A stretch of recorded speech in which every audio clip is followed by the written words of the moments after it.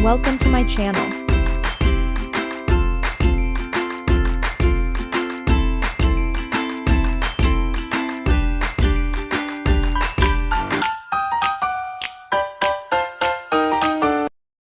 Tara, silipin natin ang aming munting negosyo na kayang-kaya natong mapatayo sa mababang puhunan lamang. Tara! This is about small business.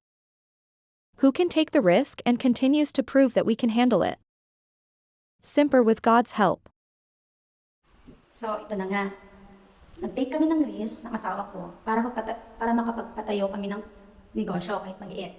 So, wala kaming puhunan, nangutang kami para may pang-negosyo kami. So, nag-decide kami pareho na magkaroon ng maliit na sari-sari store o mini store at maliit na junk shop. Kasi ako, kaya ko naman i-handle ng store. Samantalang asawa ko, marunong siya about sa junk shop. So, may advantage din po sa kanya. Ako, doon pa lang po ako natututo kung paano magmili ng mga junk shop. Habang nag-deliver yung asawa ko, ako naman po yung tumatanggap ng mga junk. Kumbaga, tinitingnan ko kung saan dito, saan dyan. At the same time, ako rin po nag-manage ng tindahan. So, maliit pa lang po ito. Nag-take kami ng risk. Ibig sabihin, may mga utang pa po kami na binabayaran. Dito rin po namin kinukuha sa sales po namin. O sa profit, or sa income.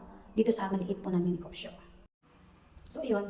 6 months pa lang kami, medyo mahirap pa. So, nag-a-adjust pa yung income namin, at the same time, nag-a-adjust din pa yung utang namin. So, kailangan lang po tiyaga. Siyempre, kasama yung sa taas, kasi siya yung nag-guide sa amin. Yun lang. Ayan, makikita mo yung asawa ko, nagsasagregate na siya kasi ibibenta na namin yan. Kasi wala na kaming puhunan. Maliit lang po yung puhunan namin pinapaikot. Kaya binibenta na po namin agad para mapaikot po yung pera. Yan yung ginagawa niya, sinasagregate po niya isa-isa. Tatso, yung bakal, aluminum, etc. So, tuturuan po kayo kung paano magsagregate sa susunod na episode. Salamat!